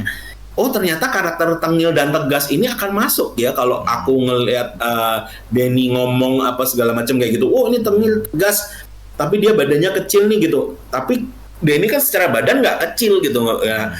Gimana ternyata? Tapi Denny punya gesture yang cukup nih untuk dijadikan sebagai animation reference gitu. Animation reference untuk animator bikin itu gitu. Itu dia yang aku bilang dengan yang tadi Denny bilang dengan ini mempengaruhi banyak divisi ya. Iya sih gitu. Dari animator, dari director akhirnya tahu gesture jalannya akan gua bikin kayak orang ini deh gitu. Iya. Itu bisa jadi masukan gitu. Iya. Karena kalau dari aku sendiri kan, aku kan animator nih Mas gitu. Jadi waktu ngelihat ada personality-nya seperti ini orang ini, langsung ngebayang nih, ini bakal begini, ini bakal begini gini. Tinggal nanti ngelihat animatic nih kalau kita. Nah, animatic itu kan pasti ada suara, ada apapun di situ, ada kejadian, ada ambience yang bakal bisa kita lihat di situ. Meskipun betul. Gitu. Nah, jadi cocok bagaimana dia interact kan, katakanlah ya ketika ambience di pasar, terus tengil tegas yang seperti tadi Denny bilang. Mungkin tiba-tiba di pasar dia lagi jalan ngambil makanan apel dari vendor lain, terus sama dia dimakan. Habis dimakan terus dia ngerasa kayak gua salah nih, terus ngambil recehan terus dilempar ke atas terus masuk ke kalengnya mereka gitu. Sebenarnya gua ngambil cuman ini oke, tapi tetap gua bayar kok gitu. Kan that's gesture yang memang kalian harus lihat ketika nanti ya benar yang kata Denny bilang, ketika kita juga ngejalanin voice directing berarti kita juga harus paham juga director pengennya apa nih, dalam suasana apa nih gitu. Apakah di suasana pasar yang rame, orang lagi jualan, dia lagi ngapain, karena dia tengil dan tegas apa segala macem. Tapi dia baik hati, misalnya karena aku bilangnya kan adalah protagonis ya gitu, dia baik hati, ternyata dia ngambil makanan itu, dia ngerasa dia salah, dia makan dengan tengilnya dia makan, tapi dia ngerasa tanggung jawab. Gue tetap harus bayar nih gitu. Terus dia tapi dengan style tengilnya ya dia nggak mau ngelempar di depan muka duitnya di muka si penjual. Gengsi. Dia koin yang buat bayarnya ya kayak di flip aja, terus dia pura-pura pergi aja gitu. Nah orang yang apel gua kurang satu, ternyata tiba-tiba ada koin datang gitu masuk di kalengnya dia.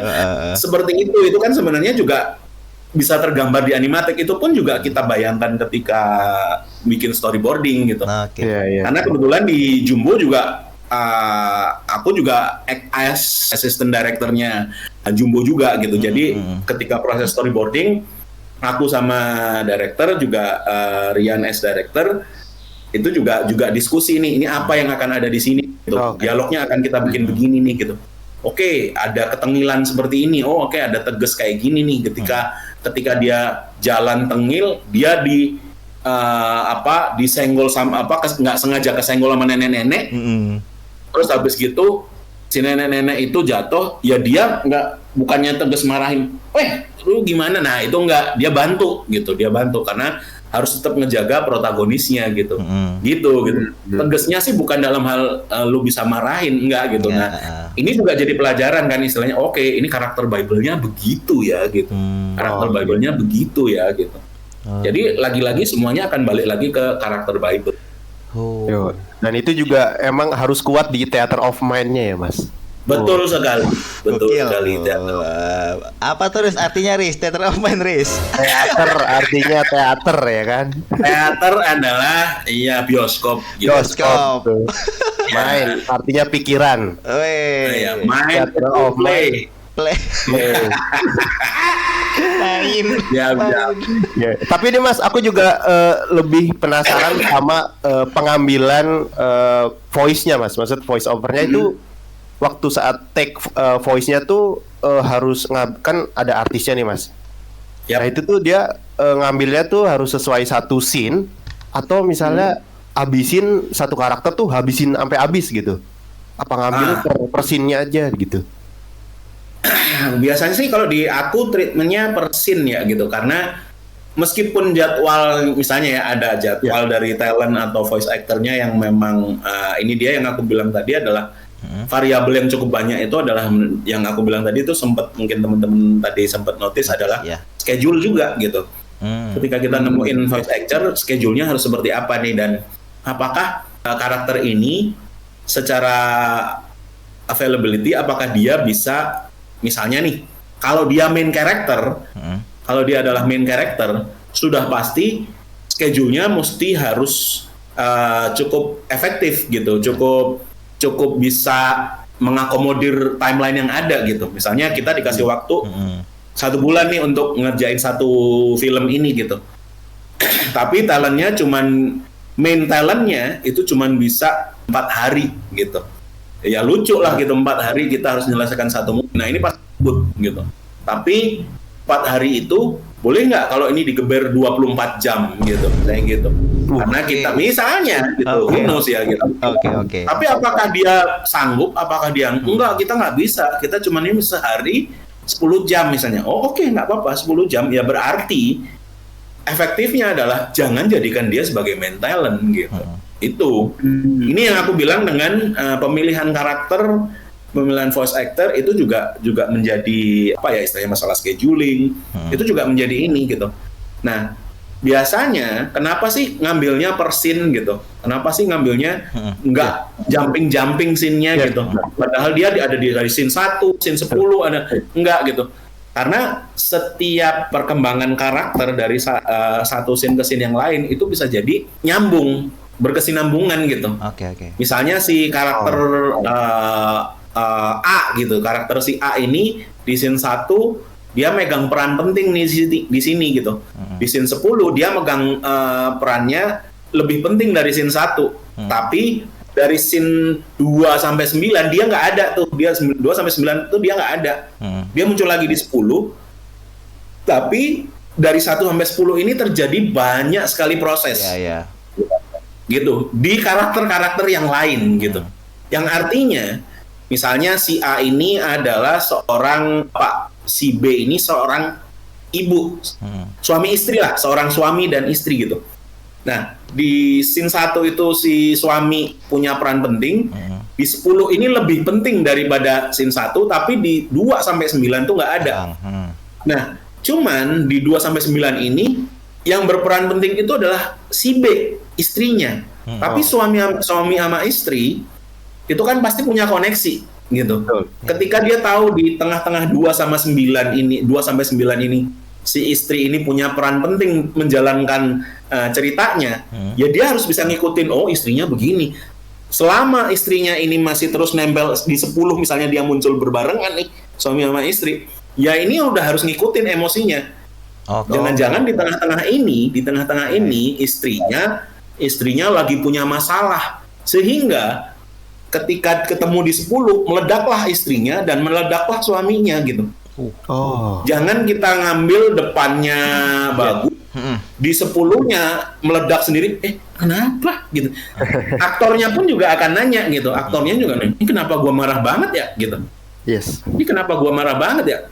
Ya soalnya lu nggak baca dari 2 sampai 9 gitu.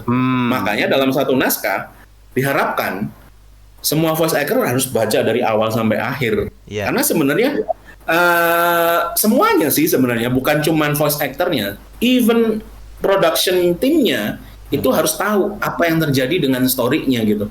Jadi mereka nggak hanya cuman belajar dari ini. Inilah yang aku pengen sih sebenarnya dalam sebuah production, sebuah project, baik itu animasi atau apapun yang membutuhkan voice directing, itu juga semuanya harus membaca naskahnya dengan baik. Karakteristiknya seperti apa? Yang aku bilang tadi 29 di antara 2 sampai scene 9 itu ternyata istrinya di tengah-tengah itu dapat masalah besar apa segala macam, kan yang nonton yang gitu. Benar. Tapi karakter dia nggak tahu ini yang aku bilang di scene 1 bapak suaminya dia seperti ini, di scene 10 kenapa tiba-tiba meledak, karena apa? Enggak, kamu nggak ngelihat di scene 4 atau 5 ternyata istrimu mengalami hal ini gitu. Kayak gitu. Jadi itulah kenapa pengambilannya nggak bisa dari ke depan, harus dari yang awal sampai ke belakang. Tapi lagi-lagi ini kan pendapat saya sendiri ya istilahnya. Mungkin ada voice directing yang dia bisa, oh enggak lah, kalau saya sistemnya mau di jumping scene berapa aja silahkan gitu. Nah, kalau dari aku sih prefernya akan lebih seperti itu supaya secara story itu tetap kejaga gitu. Dan penonton dengan director, terutama director ya, karena once again general lapangan kita adalah director, dia juga tahu emang karakteristik dari si voice actornya, dia harus tetap kejaga tuh sampai ke situ, emosinya harus tetap kejaga sampai di situ gitu. Jadi jangan sampai ada jumping nih gitu. Ketika ada jumping, berarti ada tanggung jawab untuk director untuk gimana caranya biar ini nggak jumping gitu. Misalnya director, aku ngambilnya udah yang jumping yang gede, yang tadi aku bilang lagi clash nih, marahan dua-duanya lagi, suami istri lagi marahan nih, jabret gitu. Director bilang, kok kenceng banget ya gitu, emosinya kenceng banget ya, kayaknya nggak sekenceng ini deh gitu. Voice director bisa diturunin lagi nggak? Oke, tapi tetap kenceng atau ini ya, tetap kenceng atau tone-nya agak diturunin sedikit ya, tone-nya agak turunin sedikit tapi tetap marah ya gitu. Nah ini yang tahu director gitu. Nah ini yang aku coba untuk oke, saya coba dengan tone seperti ini gimana gitu. Oke, ini aman. Yang tadi nggak usah gitu. Yang kekencengan itu harus dihilangin, itu nggak usah karena itu lepas karakter gitu. Karena di tengah-tengah itu kan ada proses gitu. Dari 2 yang aku bilang 2 sampai 9 itu ada proses gitu. Gitu. Nah itu tuh ketika voice directing memang harus selalu didampingi director karena pertimbangan-pertimbangan ini, keputusan-keputusan seperti ini itu tuh diambil bareng-bareng nih gitu. Diambil bareng-bareng gitu. Saya hanya mengarahkan untuk voice actornya sesuai dengan apa yang diminta oleh director gitu sih. Oke. Berarti ini ya apa namanya, emang kalau tadi yang Mas Cici cerita itu gila, itu biar intinya tuh nggak boleh over banget, nggak boleh sampai turun banget, tapi yang bener-bener pas nih. Dan yang tahu benar-benar pas itu ya director itu gimana cara biar membagikan ke Mas Cicis selaku voice director, selaku ke talent gitu kan. Itu benar-benar harus di apa namanya, satu mindset dulu nih gitu loh. Betul. Maunya seperti apa nih? Maunya kayak gini. Oke, kita cari banyak yang tadi ya kan. Oke, habis banyak ini dipilih satu-satu. Ini nggak cocok nih, kayaknya bagusnya di sana deh. Ini bagusnya di sini deh. Ini bagusnya di sini deh. Oke. Nanti dari yang udah cocok satu itu baru nanti dikemas lagi nih. Oke, ini kayaknya masih ketinggian nih notnya nih gitu. Ini turunin dikit deh, bisa nggak gitu? Oke, dicoba dan sebagainya. Oh, itu semuanya seperti itu. Betul. Karena mungkin teman-teman gini, kalau teman-teman udah nonton Pacific Rim ya, ada 2 pilot yang di situ yang disambungkan otaknya gitu. Oh iya betul. Itu sama dengan istilahnya voice director sama director dalam proses voice directing gitu, pengambilan VO gitu. Itu tuh harus mindsetnya harus sama nih gitu. Kalau saya misalnya dalam proses voice directing untuk film Jumbo, direkturnya Rian ketika dampingin sama saya dampingin dalam satu studio, ketika kita menemukan suara yang tepat, itu tuh penandanya itu ada. Saya sama dia tuh suka lihat-lihat bareng, lihat-lihatannya tuh bareng. Gitu, saya lihatnya. Nah, gitu kadang-kadang saya kayak melotot gitu. Karena kalau kita ngomong, suara kita masuk dong gitu. Iya. Suara kita masuk. Gitu. Biasanya respon itu sering banget aku sama director sering banget tuh masuk gitu. Mas, maaf bocor ya Mas. Ya. Soalnya bagus gitu. Maaf ya Mas, bocor ya. Akhirnya apa?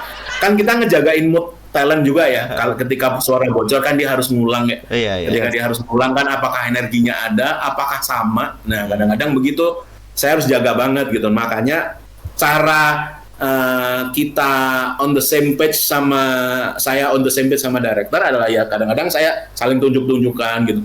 Nah, tapi mulut diem gitu. Gitu, mulut diem gitu.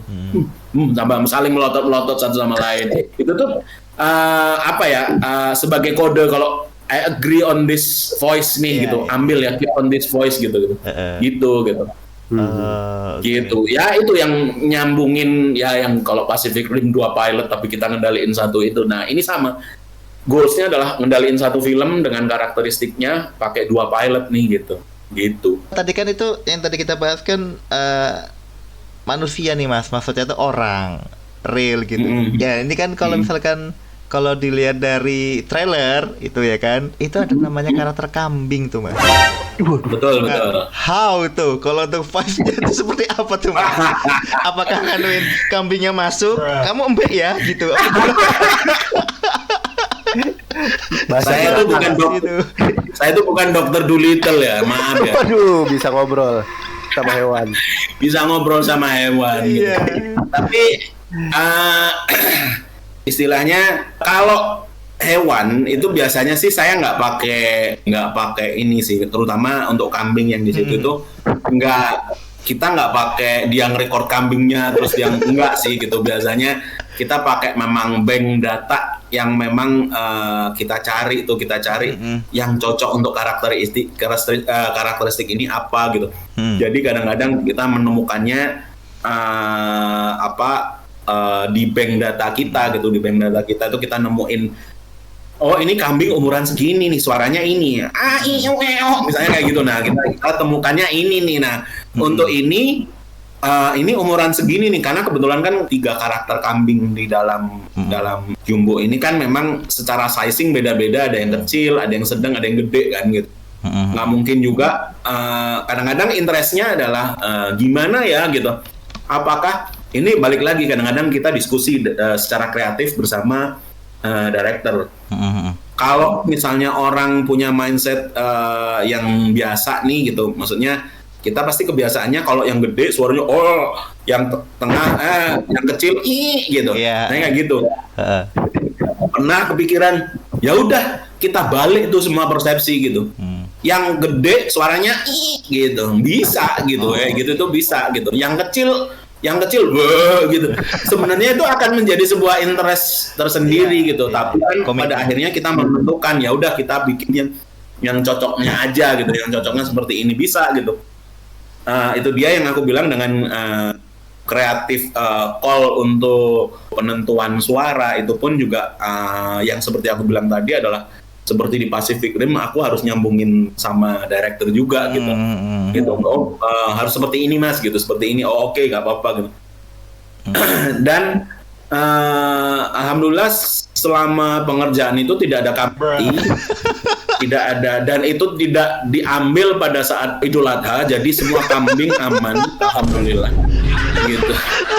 Jadi semuanya agak repot juga ya ketika kita yang ada suaranya yang masuk yang ini yang Allahu Akbar yang gitu, nah itu kan nggak masuk di situ gitu.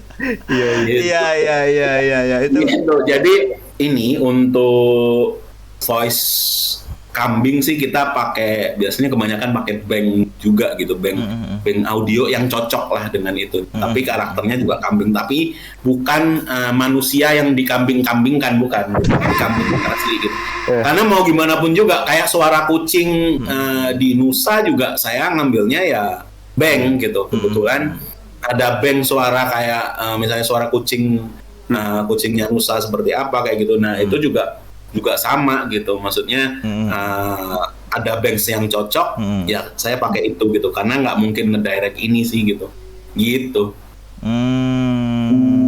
Gokil. Kirain ya kan bawain kambingnya juga ya kan. Oh ya, ke studio kan. Nanti kalau bawa kambing ke studio sih nanti saya yang repot adalah ngebersihinnya nantinya gitu. Karena banyak boba nanti di sana kan gitu. Lagi boba. Banyak boba nanti gitu. Boba kecil. Iya. Boba gitu guys. Kalau yang penasaran kayak gitu guys ya kan. Jadi bukan bawa hewannya ya gitu. Kurang-kurang ya antum. Ya gitu. Maaf mengecewakan kalian ya gitu. Wah, jadi selama ini saya dibohongin gitu. Iya. Ya maksudnya saya juga manusia, yang artinya ya kali saya giniin kambing gitu. Aku kan sempat baca-baca juga gitu di artikel soal Jumbo gitu. Nah, ada menurut aku nih ada yang cukup unik nih, karena ada aktor Mas Angga Yunanda. Kalau aku baca saat pengambilan ngunyah telur, katanya beneran pakai telur ceplok nih Mas. Iya. Ceritanya gimana Mas? Menarik nih ya. Iya. Sebenarnya sih ya ini yang aku bilang dengan pengambilan voice itu nggak cuman ke aktor tapi juga ambience yang dikerjakan, diactingkan pada saat itu apa gitu.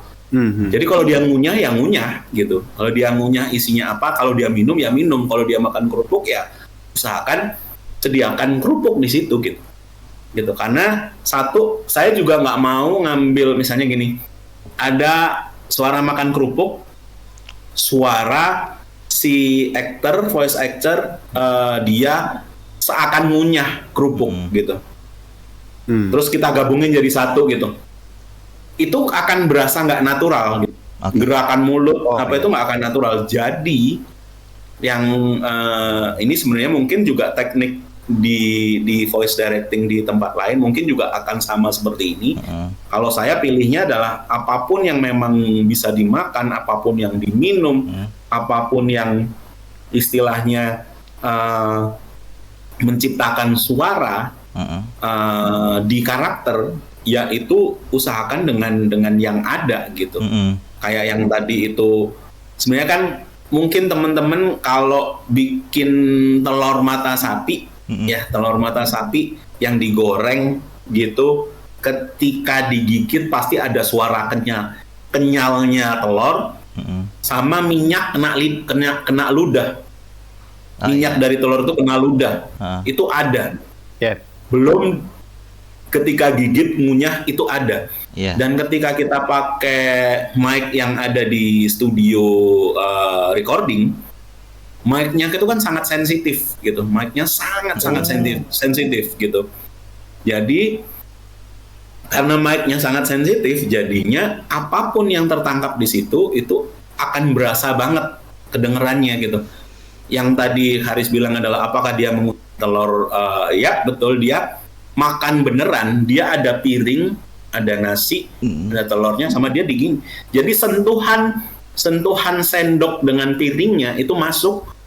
Bahkan ketika giginya mulutnya terbuka, sendoknya masuk. Yang dia kan motong ya, katakanlah dia motong.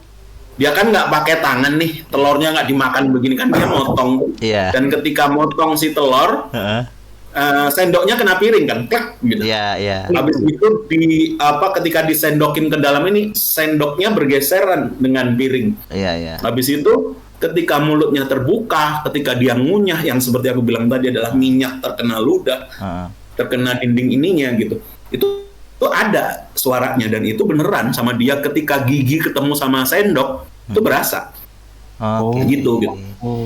Gitu. Makan kerupuk sama habis dia begini terus dia makan kerupuk ralu gitu. Itu ada, dia megangin piringnya gitu. Angga Yunanda dia megangin piringnya gitu. Dia megangin itu semua, which is, dan buat saya bangganya sama teman-teman voice actor adalah mereka nggak malu untuk melakukan hal itu. Kayak mereka memang dedicated untuk ini kok gitu.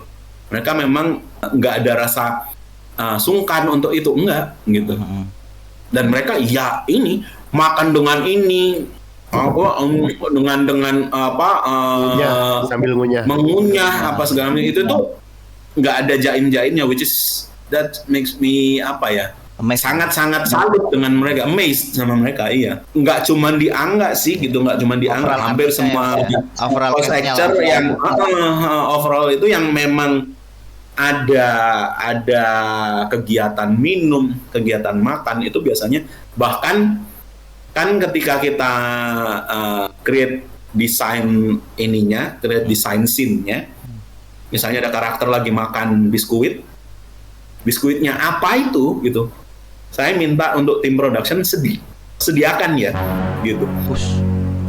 Sediakan ya gitu. Untuk apa Mas? Kan mereka udah punya misalnya ya, studio kan udah punya konsumsi sendiri, kenapa pakai ini? Oh enggak, harus sama gitu. Tujuannya biar yang ini kan misalnya kayak kita makan biskuit gitu. Kita makan biskuit. Ketika kita gigit pasti bunyi. Ada yang nyelip di gigi. Gitu. Secara natural ketika gini ada gitunya. Ada itunya. Nah, itu kan natural, which is itu adalah tantangan. Kalau animator dengar, itu akan menjadi tantangan buat mereka untuk juga ya. Itu gestur tambahan gitu. Which is ini yang kenapa aku bilang adalah gestur tambahan ini akan menambahkan nuansa kehidupan di karakter pendiknya gitu. Ini mainannya animator sebenarnya gitu. Kalau aku saya kasih mainan nih, silahkan dipakai. Kalau teman-teman nggak bisa memanfaatkan itu, it's okay, nggak masalah gitu. Cuman saya punya potensi yang bisa kalian mainkan. Ini challenge-nya buat teman-teman semua kayak gitu. Itu sih biasanya. Jadi detail-detail kecil pun itu dilihat gitu, supaya itu memang looks like-nya itu real gitu. Natural banget gitu. Natural. Itu kadang juga kalau aku jadi animator pribadi kan kadang denger sound gitu, ngeliat pintas, kok ada suara ya? Gitu kan. Aneh nih gitu. Entar dulu nih. Aku notice nih gitu. Entar dulu nih diulang lagi. Oh, yang tadinya mindset imajinasi gue kayak nih. Oh, oke, berarti di tengahnya ada gini nih. Oh, oke, berarti kayak gini. Nah, itu kan jadi tambahan lagi. Itu kan Mas maksudnya. Betul. Iya. Panjang, Bro, perjalanannya, Bro. Lu bayangin Iya. aja dari milih talent aja 9 bulan 10 bulan, Bro. Kurangin kamu Iya, ya iya. kan. Nggak heran sih sampai 5 tahun kan perjalanannya. Wah, Iya, tidak main-main. Ya, tidak main-main. Iya, kurangin. Tolong ditonton lah ya gitu. Iya. Let's go, Lebaran guys. 2025. Yoi. Sebentar lagi. Ramaikan ya. Kapan lagi dengerin Angga makan telur ya? Iya, iya, iya, iya. Nah, satu nih Mas, last dari aku pertanyaan. Wis, Siap. ini. Iya, Ini kan. Ini nih, Pamungkas. Pamungkas. Ini ada pesan-pesan nggak sih Mas buat teman-teman yang nantinya mau nonton film Jumbo? Apa yang perlu dipersiapkan? Kira-kira apa tuh Mas? Buat temen-temen, oke, yang mau nonton film Jumbo ya pastinya kosongkan dulu ininya, ekspektasinya gitu, kosongkan dulu ekspektasinya karena biarkan teman-teman itu bermain dengan visual yang ada, dengan cerita yang ada. Jadi jangan terpengaruh karena temen bilang, oh ini bagus loh gini-gini, enggak. Biarkan kalian itu kosongin dulu pikirannya gitu, karena kalau udah kayak begitu kan ekspektasinya mana kata temen aku bagus gitu. Oh, iya. Karena kalau udah ada kayak gitu. Oh ya, oke. Jadi makanya lebih enak nonton Jumbo itu bener-bener kosongin dulu aja main pikirannya, enjoy the show, enjoy visual, audio dan story gitu.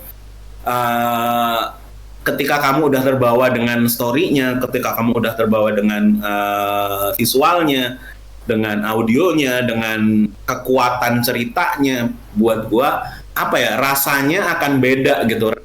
Kayak ya murni, perasaannya itu akan murni karena memang tujuan kita kan bukan untuk ngedrive temen-temen karena mendengar review dari yang lain gitu.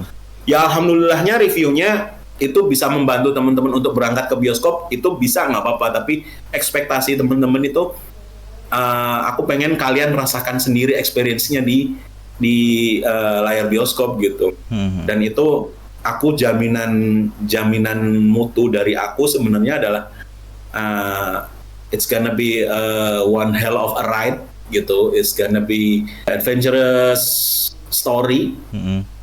Terus naik turun roller coaster emotion, yang itu yang aku bisa sampaikan gitu, tapi kalian akan rasakan itu di bioskop sih gitu. Itu sih. Gokil. Ya kan. Ini kalau tadi kan last dari Karis ya Mas ya? Siap. Ini last dari aku nih Mas. Ini harapan kedepannya nih Mas. Ya kan, untuk Visinema gitu, dan mungkin Jumbo juga yang sekarang lagi tayang gitu, serta industri animasi nanti kedepannya nih mau gimana nih Mas, dari Mas Cicis? Pastinya kalau dari aku adalah aku yakin di luar sana setiap studio pasti punya keinginan untuk bisa ngasih karya terbaik mereka gitu. Which is itu jangan pernah ragu, jangan pernah takut untuk eksplorasi kualitas dari teman-teman semua gitu. Jadi eksplorasinya dari semua sisi, dari visual, dari cerita, dari quality animation-nya sendiri. Ini baik 2D atau 3D, jangan takut untuk explore itu semua, karena ketika kita tahu produk yang kita hasilkan itu secara output itu memang pantas untuk ditampilkan, saya yakin industrinya akan berlomba-lomba untuk bikin jadi bagus satu sama lain gitu.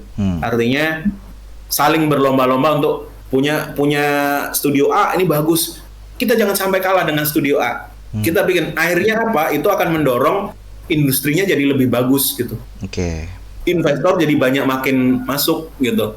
Gitu. Itu sih artinya harapannya.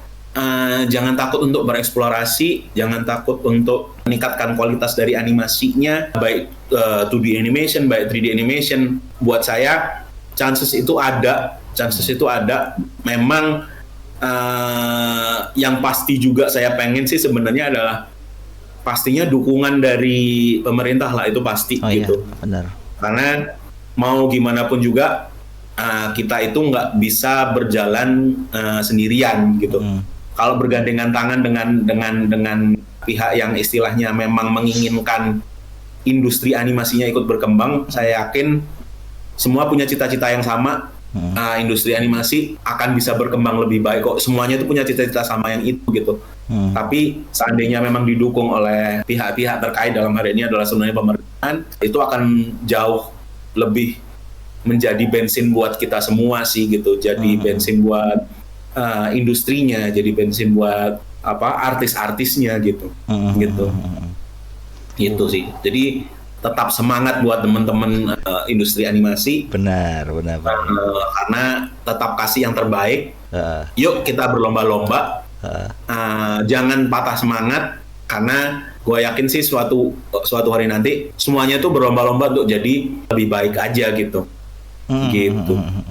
Menarik ya Mas ya. Sebenarnya aku ada beberapa pertanyaan lagi nih Mas, iya kan? Cuma sepertinya ya kan, waktu kita sudah terlalu lama. Saya juga tidak menyangka sebenarnya. Ternyata seseru ini loh Mas, kita ngobrol loh Mas gitu ya kan. ngomongin ini baru satu bab divisi yang itu voice director ya kan, belum yang lain-lain nih, yang Mas Cicis nih gitu. Bisa kali ya Mas ya, nanti calling nextnya mungkin nanti bisa ya Mas ya, kita Insya Allah ya Mas ya. Aman ya Mas. Aman insya Allah. Gila sih gitu. Tadi kita udah ngebahas soal perjalanan Mas Cicis ya kan, berkarir dari awal di dunia animasi, terus hingga saat ini yang ke voice director ya kan. Secara teknikal kita udah ngebahas ya kan, terus keseruannya, kelucuannya ya kan di voice director itu seperti apa, ngederek orang itu seperti apa, dan ternyata itu kambing nggak didirect ya guys ya kan. Enggak ya. Kambing itu ternyata kita ada template-nya, ada sound yang bisa dicari gitu. Betul. Menarik banget gitu. Maksud tuh nggak cuman tahu kalau voice director itu ini cuman ngederek ya. Ya ngederek yang seperti apa nih gitu loh ya kan. Itu kan yang penting gitu. Itu jadi kita menambah wawasan di sini gitu Mas. Buat teman-teman juga ya kan, yang nonton ini juga iya jadi tahu gitu kan, baik yang itu awam. Siapa taunya pengen jadi voice director ya, tapi bukan pengen jadi kambingnya, jangan. Pengen gitu, jangan gitu. Siapa tahu teman-teman memang tertarik dengan dunia voice directing. Karena voice directing kan sebenarnya juga bukan cuma buat movie, tapi buat iklan juga. Benar. Nah, itu kan sisi lain dari di balik layar industri yang itu selain animasi yang itu menarik banget gitu. Betul. Company profile kayak gitu juga. Iya, itu dia. Gokil sih. Betul. Ini kalau dari aku pribadi sih udah kenyang banget Mas, ya kan. Terima kasih banyak ini udah ngasih tahu. Kamu udah puasa tuh? Wah, gitu enggak Mas, maksudnya tuh kenyang. Iya, udah penuh. Padahal saya ngomong dari tadi tuh, ini kayaknya ngemil di bawah nih. Tutupan gini nih. Ternyata di bawah kan gitu. Padahal nyeruput aja. Iya, nyeruput. Iya. Pantes kenyang nih. Iya gitu. Ini mungkin dari kalian gimana Riz? Ada yang mau tambahin? Kalau dari aku mungkin tambahan sedikit untuk teman-teman, kalau video ini sudah tayang, boleh tanya-tanya di komen di YouTube kita, atau join atau follow di Animamsyong di Instagram, atau join di server Discord. Di situ ada Mas Cicis, nanti boleh diskusi, boleh tanya-tanya. Let's go. Siap, boleh ya Mas ya nanti Mas kalau tiba-tiba ada yang ngechat Mas Cicis.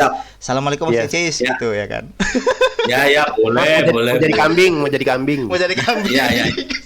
Ya boleh. Nanti castingnya nggak apa-apa kok, gampang. Nanti tinggal nyediain rumput kan, konsumsinya gampang. Sama bersihin boba. Boleh. Aduh gitu sih. Siap. Kalau dari Mas Cicis gimana Mas? Ada yang mau ditambahin, saran, pesan, kesan? Boleh, silakan Mas. Aman. Kalau dari aku, ya itu tadi semangat teman-teman yang ada di industri animasi. Tenang, kalau kita tahu industrinya berlomba-lomba untuk jadi lebih baik, saya rasa sih kedepannya bisa dikatakan kalau industri animasi bakalan selamat kok gitu. So jangan khawatir sama AI sih kalau kata aku. Nah. Ya Itu. kan. Kalau gitu terima kasih banyak ya Mas Cicis gitu udah meluangkan Siap. waktunya, ya kan, udah sharing Terima kasih, Garis. Terima kasih, Denny. Iya, Sip, sama-sama. sama-sama Mas Siap. gitu. Salam buat keluarga juga, sehat-sehat ya Siap. kan. Sehat. Siap. Semoga rezekinya lancar Terima ya, Mas, kasih. ya, ke depannya. Siap. Amin. Amin. Jangan lupa nonton Jumbo Lebaran 2025 ya teman. Beh, itu yang paling pasti. Pasti Jangan harus lupa ya. guys ya kan. Ada semuanya. Jumbo untuk semua. Hai. Yo, Ya. Jumbo untuk semua. Untuk Untuk kita, semua. untuk anak kita, untuk kita diri dan kita. anak-anak dalam diri kita. Terbaik. Nice kan. Numero uno pokoknya. Jatuh. Ya, Oke, kayak gitu Terima ya Mas kasih, Cis ya. teman-teman. Terima kasih banyak. Ya. Hai Mas Cis. Bye bye. Assalamualaikum. Waalaikumsalam.